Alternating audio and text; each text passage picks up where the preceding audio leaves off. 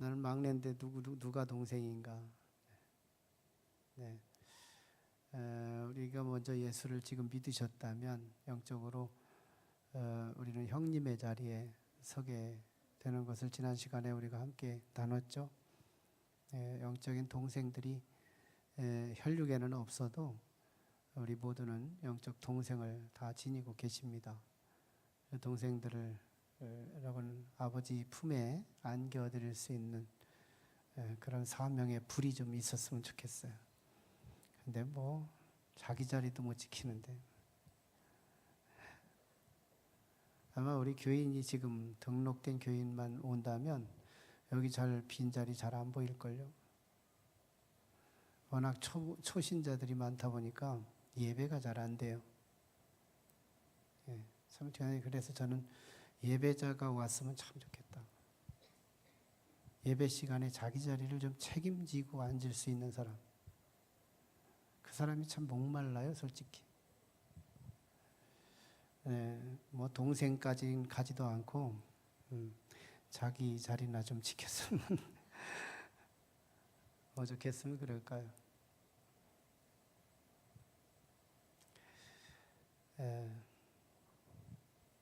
그 신맛이 나는 어떤 수액이 있다면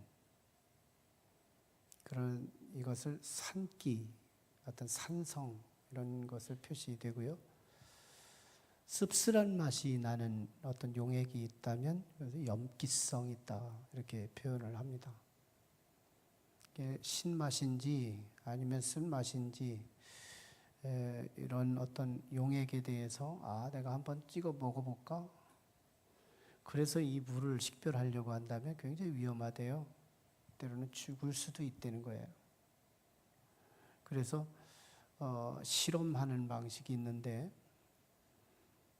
파란 리트머스 시험지와 붉은 리트머스 시험지 이 두 개의 시험지 그 막대기 시험지를 가지고 이 물에다가 이렇게 살짝 잠궈 보면 파란 리트머스 시험지는 붉게 변하고 붉은 리트머스 시험지는 푸르게 변하는 그것을 통해서 파란 것이 붉게 변하면 산기성이고 그리고 붉은 것이 파랗게 변하면 염기성이다 이렇게 구분을 하게 됩니다. 이게 우리가 과학 시간이나 이런 자연 시간에 이렇게 배웠던 그런 아주 간편한 과학적 지식이지만요.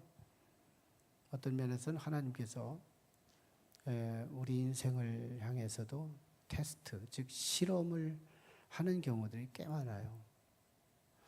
적어도 적혀진 하나님의 말씀, 즉 성경 말씀을 통해서는 그 실험적 사건들이 꽤 많이 다릅니다. 어떤 면에서 우리는 우연히 이루어지는 어떤 일상의 해프닝들일 수 있지만 하나님의 자리에서 봤을 적에는 이건 하나님의 기획과 하나님의 의도하심과 하나님의 계획되심이 진행되는 그런 과정으로서 사실은 실험적 사건이 될 수 있어요. 하나님께서 사울 왕에게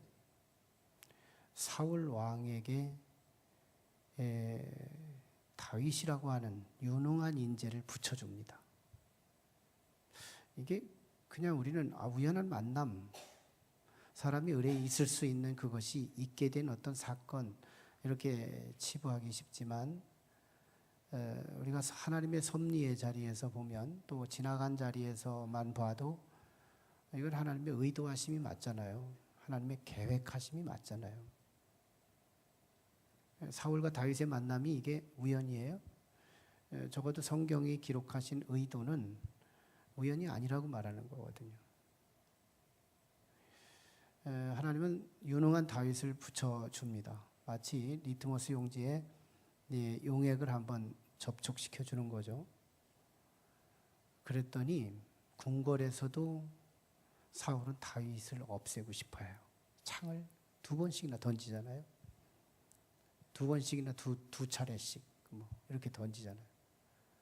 그게 안 되니까 기브와 땅에서도 죽이려고 그랬고, 또 라마나유 땅에서도 죽이려고 했고, 그 다음에 높 땅에서도 죽이려고 했고, 10땅에서도 죽이려고 했고, 10번 맡기면 10번 다 죽이려고 하는 거예요.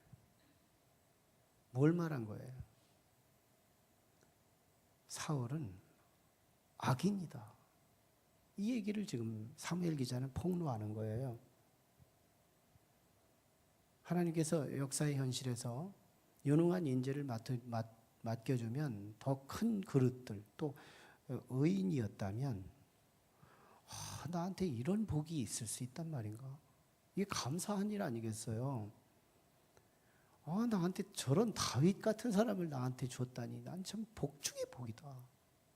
이렇게 품을 수도 있는 인재를 저놈이 잘났기 때문에 내가 저놈 없애야 내 자리가 위태롭지 않다고 생각하면서 그를 죽이고자 하는 일변도의 태도는, 이건 사울이 어떤 사람인가를 분명하게 드러나는 사건들이었다는 거예요. 근데요, 오늘 본문은 엔게디 광야에 참 석회암 동굴들이 참 꽤 많은데, 동굴들이 꽤 많아요. 너무 많은 거예요. 근데 이 동굴들 가운데에서 정말 이 다윗이 숨어 있다는 정보를 알고 사울이 블레셋 전쟁에 나갔다가 이제 다윗을 체포하러 다윗이 있는 엔게디 산에 포위를 했는데 3,000명으로 포위했어요. 다윗이 함께한 동행인들이 600여 명이 되니까 3,000명을 데리고 온 것은 뭐 쪽수 때문에도 그럴 수 있고, 아무튼 사울이 그만큼 다윗을 없애기에 열정적이었다는 것을 의미해요. 자, 그런데 참 묘하죠. 하나님은 참 구원의 방식이 너무 다양하신데, 하필이면 다윗이 숨어 있는 그 자리쯤에 지나갈 쯤에 그 사울 왕이 똥이 마려운 거예요. 왜 그때 똥 마린 거냐고. 이거 일상적이지 않잖아요. 똥 마른 시간도 이거 굉장히 쟀다니까요.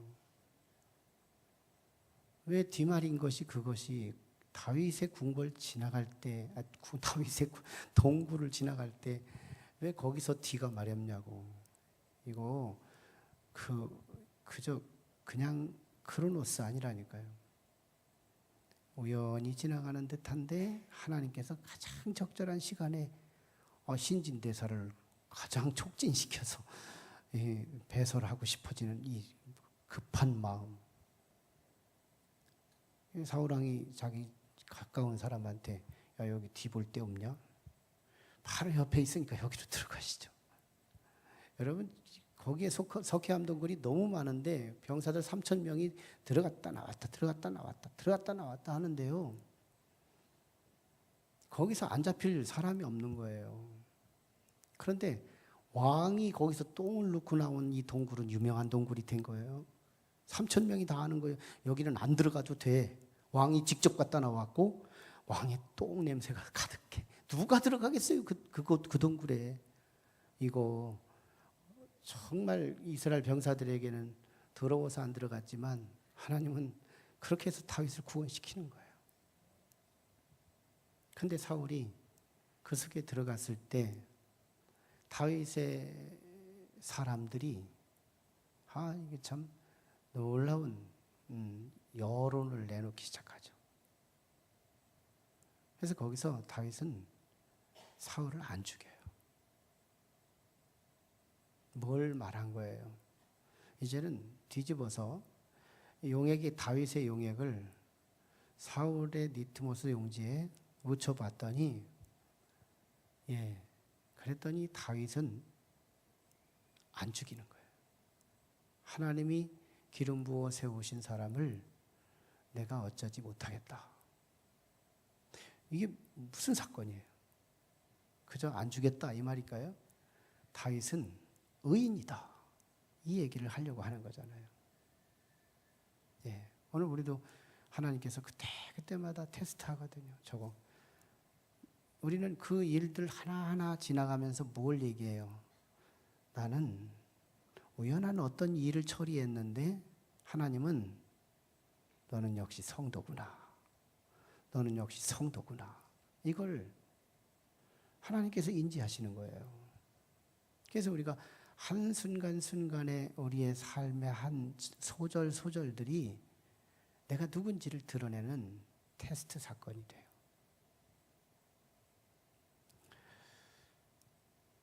다윗은 끝내 살리죠. 끝내 살려서 의인이라는 걸 드러냈습니다. 이 사건 속에서 우리는 다윗을 통해 두 가지를 드러내요.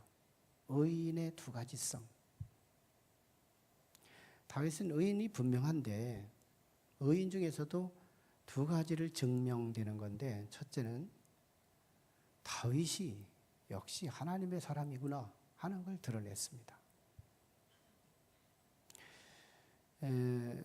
그것은 다윗이 사울이 자기 동굴 안에 들어왔을 때 이 사울을 죽이고 싶었을까요? 살리고 싶었을까요? 사실은 사무엘상 23장에서부터 26장까지가 다윗의 도피 2기예요.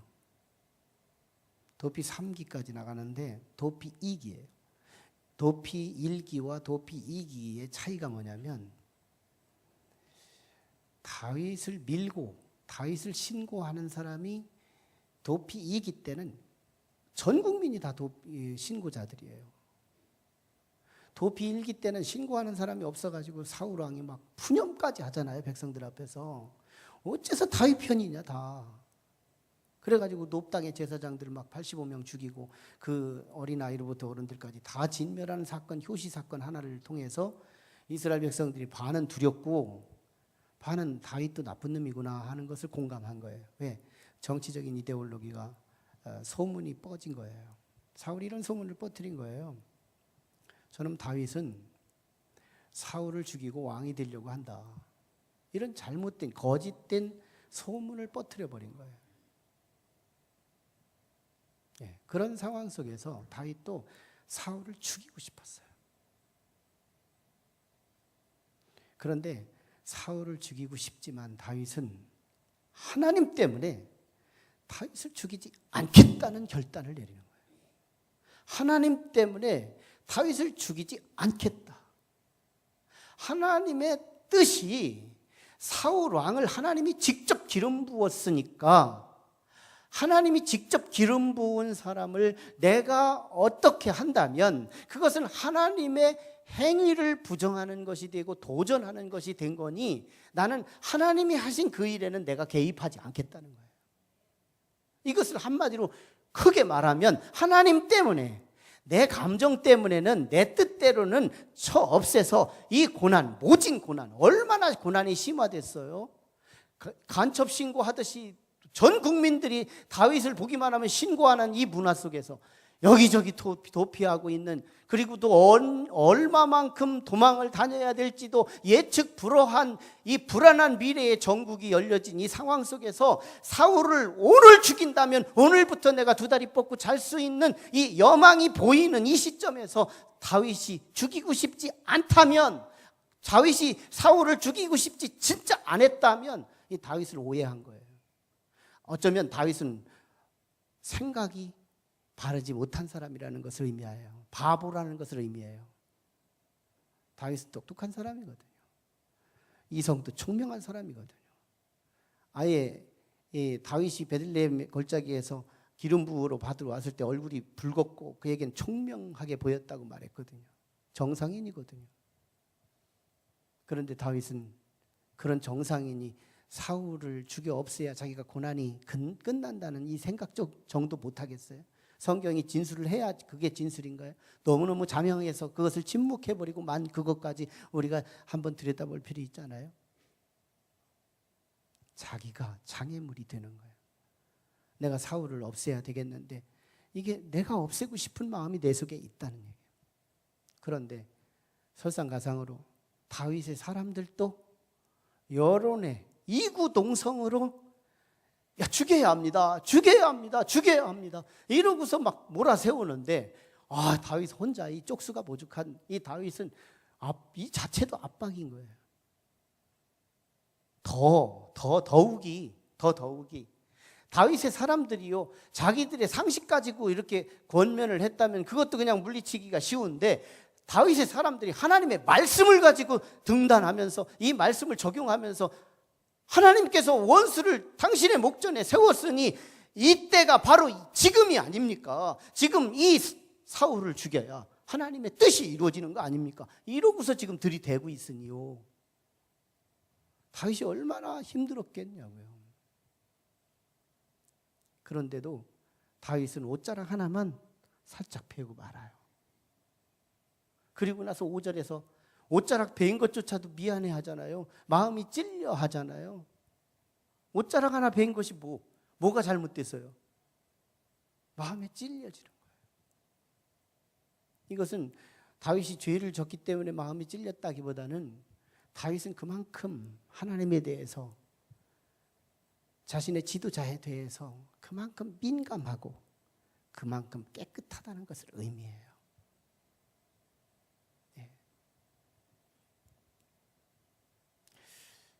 그래서 이 다윗은요, 하나님께서 이 다윗을 통해서 사울을 살려내게 함으로 인해서 뭐가 이루어질까요? 하나님의 사람이구나.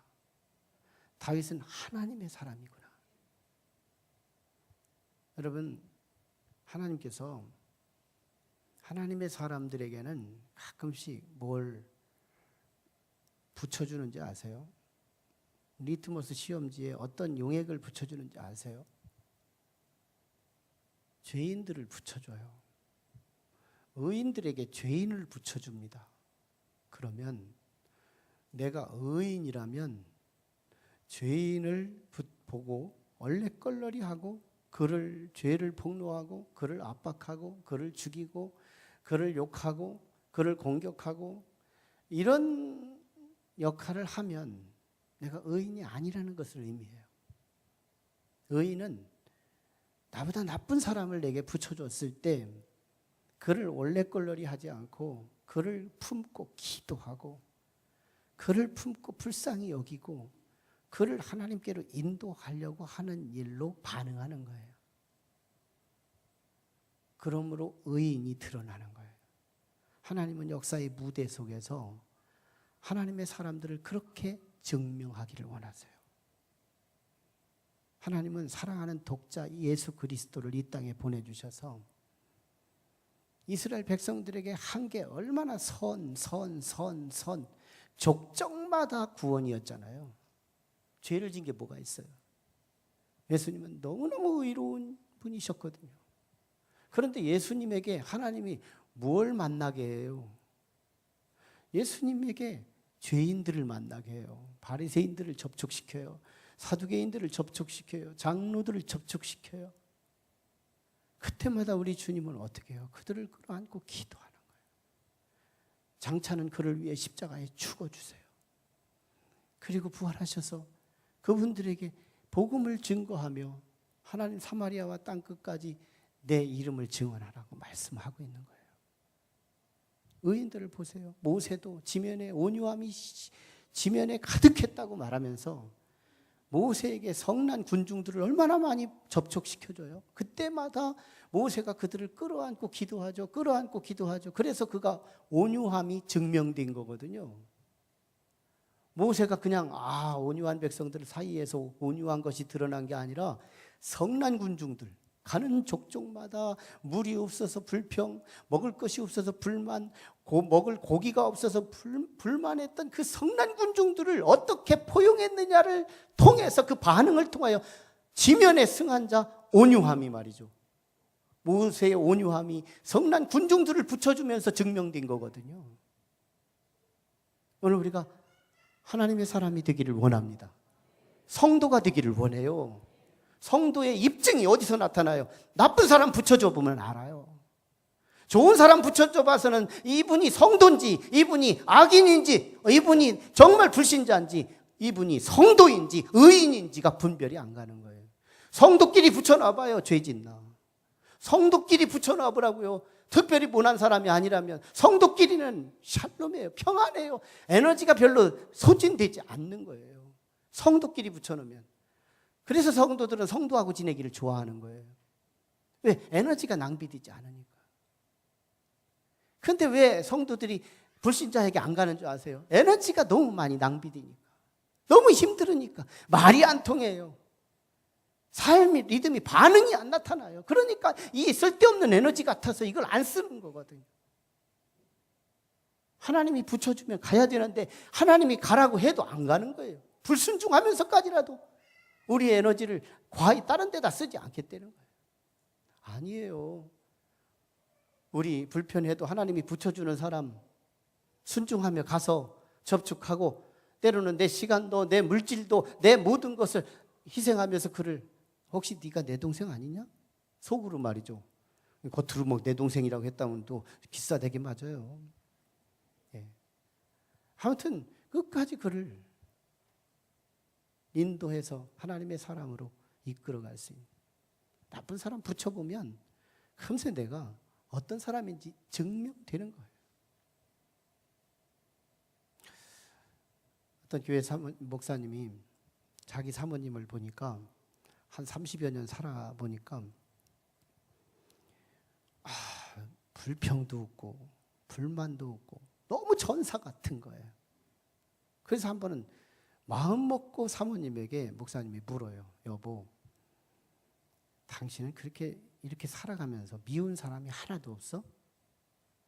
이렇게 죽이고 싶거나 뭐 이런 거 없어? 나는 목살에도 있는데. 그랬더니 사모님이 그렇게 말하더래요. 왜 없겠어요? 저도 사람인데. 미웠기도 하고요. 진짜 어떤 때는 죽이고 싶기도 하고요. 없어졌으면 좋겠고요. 그런데 어떻게 그렇게 내색을 안 해? 했더니 사모님이 대답하기를 저는 그럴 때마다요. 하나님 앞에 가서 하나님 저를 불쌍히 여겨 주옵소서 이러고 기도한다는 거예요. 일단락 그렇게 끝났어요. 목사님이 어디 밖에 나갔다가 교회 가까이 와서 들려서 기도 소리가 들려서 잘 들으니까 자기 아내 기도 소리인 거예요. 아내가 그런 기도를 해요. 주여 불쌍히 여겨 주옵소서. 목사님은 이미 심겨진 선입견이 생겼잖아요. 저 불쌍히 여겨달라면 저 정도면 죽이고 싶다는 얘기인데 누굴까 궁금해서 조아리며 살짝 들었더니 우리 목사님을 불쌍히 여겨 주옵소서. 우스갯소리지만 실제로 의인은 나쁜 사람 붙여보면 금세 증명되는 거예요. 하나님은 의인끼리 붙어있기를 원치 않으세요. 유능한 목자시잖아요. 유능한 목자는 양과 양끼리만 지내지 않게 한대요.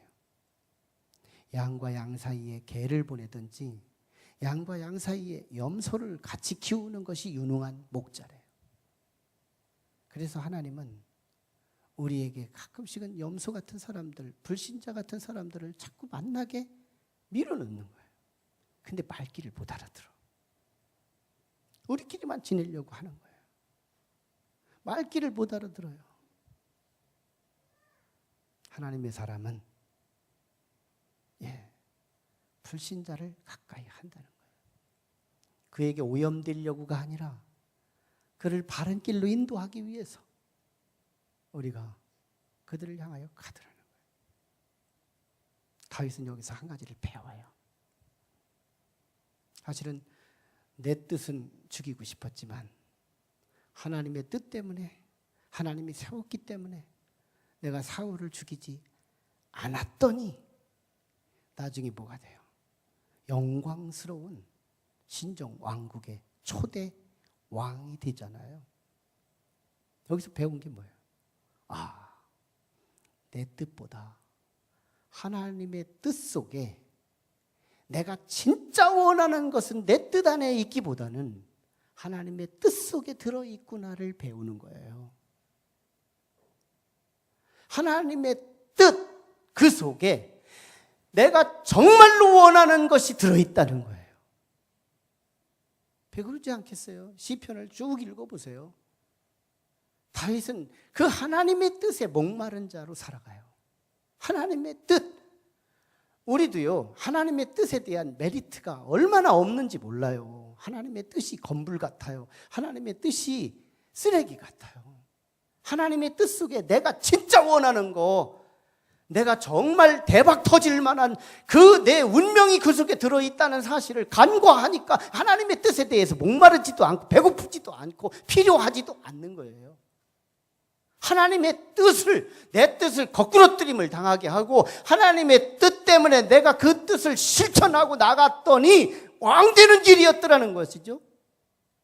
만에 하나 다윗이 거기서 자기 뜻을 실현했더라면, 내가 죽이고 싶었고 자기 사람들이 죽이라고 했고 하나님의 말씀까지 대동하면서 죽여야 정당하다고 말했을 때, 그래, 자기 육에 속한 자로서 자기 뜻을 실현했더라면 다윗이 정말 왕이 될 수 있었을까요?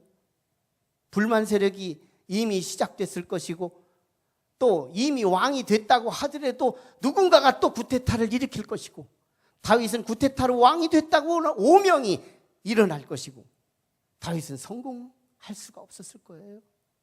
자기 뜻을 실현했더라면 성공이 안 됐을 거예요. 그런데 하나님의 뜻을, 자기 뜻을 거꾸로뜨리고 하나님의 뜻을 실천했더니 자기가 원했던 그 왕의 자리로 올라가게 됐다는 거. 우리 내 뜻 속에 오히려 내가 많은 것이 들어있을 수 있다는 거예요. 인간은 후회적 존재, 인간은 회개적 존재, 인간은 반성하는 존재, 인간은 지옥에 갈 운명으로 가고 있다고 할 적에 내 뜻 속에 내 함정이 들어있을 수 있어요. 지금 당장은 내가 내 뜻 속에 달콤함이 있을지 모르겠지만 조금만 2보 앞을 가고 10보 앞을만 가기만 하면 그것이 내가 죽는 길이고 내가 망하는 길이고 내가 실패하는 길일 수 있다는 것, 이것을 안다면 우리 인생은 벌써 철이 열린 것일걸요. 전 우리가 어떤 것이 하나님의 뜻인지 이건 아직 우리가 헤아리지 말고 하나님의 뜻 자체, 그 자체의 이 메리트가 얼마나 귀한지, 얼마나 귀한 그것인지를 발견할 수 있기를 주의 이름으로 축원합니다. 하나님의 그 뜻 속에 내 대박 터지는 축복이 있다니까요. 하나님의 그 뜻 속에 내가 유익한 게 들어있다니까요. 내가 아직 육에 속한 눈 때문에 그것이 아직 보이지는 않을 뿐이지만 그 속에 정말 내가 원하는 그것이 있다니까요. 그걸 선택하면 후회가 따르지 않는 그것이 있다니까요. 정말 예수 그리스도와 함께 우리가 왕 될 수 있다면 우리가 정말 왕 될 수 있는 그 길이 그 뜻 안에 있다니까요. 이제는 하나님의 뜻이 뭔지는 아직은 모르겠지만 그 뜻이 뭔지 알기만 한다면 내 뜻을 그 앞에 내려놓을 만한 용의가 있지 않느냐 그 말이에요. 정말 그 하나님의 뜻, 그 밑으로 내 뜻을 내려놓고 아버지의 뜻을 붙들고 오늘에 비척이면서 그 뜻을 한번 실천해 본다면 미래가 열리는 거 아니겠어요? 다윗은 하나님의 뜻 속에 내가 정말 원하는 게 들어있는 걸 아는 거예요. 하나님의 뜻, 하나님의 뜻이 먹히는 다윗이었잖아요. 두 번째는 7절에 근거해서 자기 사람들에게 하나님 때문에 사울을 죽이지 말라고 권면합니다. 그러니까 1절로 4절, 1절로 4절까지는 다윗이 하나님의 사람인 것이 드러났지만 7절에서는 다윗은 위대한 지도자라는 것이 드러나요. 위대한 지도자가 뭘까요? 영향력이거든요. 지도자는 영향력이에요. 악한 지도자는 악한 영향을 끼치는 것이고 선한 지도자는 선한 영향을 끼치는 거예요. 불신자가 지도자가 되면 불신앙의 영향력을 끼치는 것이고 믿는 자가 지도자가 되면 믿음의 영향력을 끼치는 것이 믿음의 지도자들인 거예요. 다윗은 7절에서 자기만 사울을 죽이지 않으면 되지 않나? 이런 착각도 가질 수 있지만 다윗의 책임감은 지도력까지 포함해요. 다윗은 이제 사울이 내가 내 사명, 내 지도력을, 영향력을 발휘하지 않으면 다윗의 사람들이 사울을 그냥 죽이고도 사후 보고할 수도 있었거든요. 사후 보고. 많은 경우들이요, 지도자들이 왜 크다 말고 중도에 하차하느냐? 휘하에 부하 직원들이 잘못해서 그 오명을 지도자가 뒤집어 쓰기 때문에 크지 못하는 거거든요. 하나님께서 무한히 그 사람을 키우고자 한다면 그 휘하 직원들까지도 지도자와 같은 말, 같은 마음, 같은 뜻으로 가도록 그렇게 이끌어 가시기도 하시고, 지도자가 자기의 영향력을 충분히 발휘함으로 인하여 함께 동행하는 그런 삶을 이끌어가는 위대한 지도자가 있다는 거예요. 다윗은 지금 자기만 사울 안 죽이면 땡이라고 생각한다면 다윗은 성도로 끝나요. 하나님의 백성으로 끝나요. 하나님의 사람으로 끝나요. 그런데 다윗이 위대한 지도자가 될 수 있었던 것이 뭐예요? 너희들도 저분이 하나님께서 기름 부어 세우신 분이기 때문에 너희들도 저들을 죽이지 말아라. 자기의 휘하에 자기 사람들에게 이걸 얼마나 강조하며 하교해요. 5절에서도 6절에서도 7절에서도 그들에게 그를 죽이지 못하도록 기름 부어 세웠으니 하나님이 세운 자를 우리가 어떻게 한다면 하나님의 권위에 도전하는 것이 되는 것이니 우리는 사울을 살려야 한다. 그러므로 인해서 사울이 죽었던가요? 안 죽잖아요. 그런데 어떻게 해요? 다윗이 무슨 마음 가지고 그랬을까요?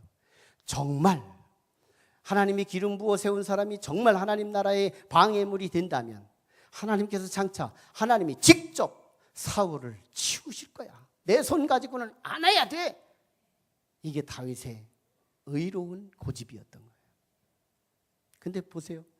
사무엘상 31장에서 블레셋 전쟁이 일어나고 그 길보아 전투에서 거기서 사울의 자식들과 함께 한날 한시에 화살촉에 맞아서 하나님이 쏘신 화살촉 아니겠어요? 누가 쐈는지도 몰라요. 하나님이 직접 거두어 가시잖아요. 위대한 지도자, 영향력을 발휘함으로 인해서 여기서 우리는 다윗이 또 하나 배우는 것이 있어요. 내가 지도력을 행하지 않으면 내 부하 직원들이 죄를 범함으로 그 죄값이 지도자가 받을 수 있다는 거예요. 내가 지도력을 행하지 않으면 내 휘하 직원들이 그 죄를 지어서 그 죄값을 지도자에게 부여드릴 수 있다는 거예요.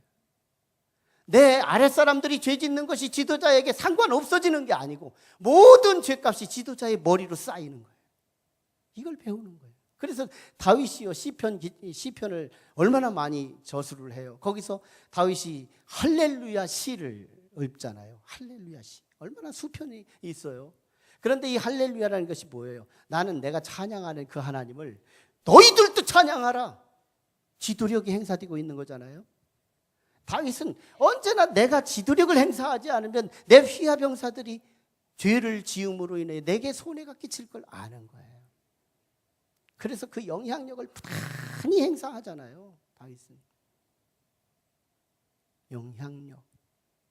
우리가 영향력을 행사하지 않으면 나는 오늘 죄 짓지 않고 그냥 지나갈 것 같지만 영향력을 행사하지 않으면 지도자에게 해가 돌아온다는 사실을 배워야 돼요. 부모가 자녀에게 거룩한 성도로서의 영향력, 영적 지도력을 행사하지 않으면 그 자녀가 방자하며 죄를 범하며 믿지 않는 불신자가 되는 이 모든 것은 부모에게 죄값이 돌아오는 거예요. 이미 믿은 성도가 내 믿음의 영향력을 세상에 나가서 영향을 끼치지 않으면 세상 사람들은 다 지옥 가고 나는 천국 가고 아니에요. 주께서 그 영혼들을 심판하실 때 그 영혼의 값을 누구에게 책망하시느냐? 우리들에게 책망하신다는 것도 알아야 되는 거예요. 1956년도에 미국을 발작 뒤집힌 사건이 있었어요. 그것은 에콰도르라고 하는 나라에, 남미에 있었던 이 나라에 그 원주민들에게 그 휘튼 대학교에 수재급 되는 청년 5명이 그곳으로 복음을 증거하러 갑니다. 경비행기를 타고 가서 여러 가지 복음을 증거하려고 시도를 하는데, 그들은 총을 가지고 호신용으로 가지고 가기도 하고 칼도 가지고 갔지만 결국 복음을 증거하는데 안 받아들이는 거예요. 그래서 결국은 그들이, 그 원주민들이 가지고 있는 창을 가지고 이 5명의 청년을 다 찔러서 죽여요. 그때 이 미국이 이 5명의 엘리트 그룹들이 거기서 희생을 당했다는 이 정보 때문에 얼마나 대서특필을 하고 신문에 내면서 이 허튼 낭비를, 이 어마어마한 이 낭비를 왜 그곳에다 쓰다 부었느냐라고 hir난하면서 정보를 막 혼란시켜 만들어요. 그런데 나중에 거기서 끝내지 않고 나중에 그의 아내들 5명이 자기 남편들이 있었던 곳에 갑니다. 가서 가기 전에 남편들과는 좀 다르게 어떻게 해야 저 원주민과 같이 친숙할 수 있을까? 어떻게 해야 저들과 복음을 접촉할 수 있을까? 많은 부분을 공부하고 가가지고 복음을 전하는데 반응을 안 해요. 그래서 이제 복음 다 증거하고 어느 기간이 돼서 이제 미국으로 다시 돌아오려고 할 그때 마지막 인사를 하는데 그 원주민 추장이 묻는 거예요. 당신들은 왜 우리한테 이렇게 친절하게 끝까지 봉사만 하고 갑니까? 그때 그의 아내 중에 하나가 이렇게 말을 합니다. 사실은 몇 해 전에 이곳에 와서 5명의 우리 남편들이 죽었는데 그들이 전하려고 했던 메시지를 우리도 전하려고 온 것입니다. 그게 무슨 말입니까? 그들이 전하려고 했던 말이 뭡니까? 섬김을 받고 받다 보니까 마음이 열린 거였어요. 계속 받으니까 열린 거예요. 그때서 비로소 하나님은 당신들을 사랑하신다는 소리였습니다. 하나님은 당신들을 사랑한다는 소리였습니다. 하나님은 당신들을 사랑하십니다. 하나님은 당신들을 사랑하십니다. 이 메시지를 증거하는데요. 그들이 마음이 열렸잖아요. 왜 그토록 무모하게 그렇게 섬김을 했는지를 이제 알면서 그들이 하나님을 감동과 함께 믿게 되는데 그 원주민이 다 믿게 돼요. 불신자가 하나도 없을 만큼. 그러면서 그 중에서도 5명이 목회자가 되는데 4명은 목사가 되고 현지 교회의 목회자가 되고 1명은 선교사가 돼요. 그리고 전 주민이 다 예수 믿는 복음의 도시가 되고요. 그때 엘리자벳이라고 하는 이 먼저 희생당했던 그 청년의 아내가 휘튼 대학교 다녔을 때 일기장을 썼던 그 자기 남편의 일기장을 그 기자에게 찾아가서 보여줍니다. 그 기자, 대서특필했던 이 낭비를, 이 허튼 곳에 이런 낭비를 할 수가 있는가 하고서 느낌표만 딱딱딱 찍어놓은 이 기사를 낸 기자에게 가서 자기 남편이 학교 다닐 때 일기를 썼던 그 내용, 영원한 것을 위해서 영원하지 않은 것을 희생하는 것을 어리석다고 하지 말라. 영원한 것을 위해서 영원하지 않은 것을 희생하는 사람을 어리석다고 하지 말아라. 그리고 한쪽 페이지에는 부습갱이 같은 나 같은 사람에게 하나님이여 불을 붙여 주옵소서. 이 사건이 어떤 사건인지 아세요? 이 청년들이 그저 우연히 복음을 어떤 비전 트립으로 갔다가 그저 우연한 변을 당해서 죽었다는 사건이 아니고 이들은 죽을 각오를 하고 이미 그렇게 갔다는 것을 의미하는 거예요. 여러분, 이 땅에는 그런 사람도 있어요.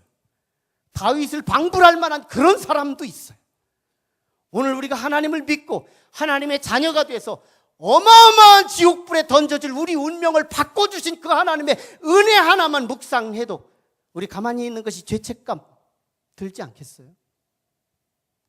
영혼을 한번 그 영혼을 향하여서 내 어떤 영향력을 행사해야 되지 않겠어요? 그저 나만 천국 가면 그만이라고 생각하면서 안일하게 신앙생활을 한다고 할 적에 우리가 정말 바르게 가는 거 맞을까요? 아니에요. 우리 영혼열에 타야 돼요. 부직갱이 같고 나무갱이 같은 우리의 몸에 하나님의 성령의 불이 타올라야 됩니다.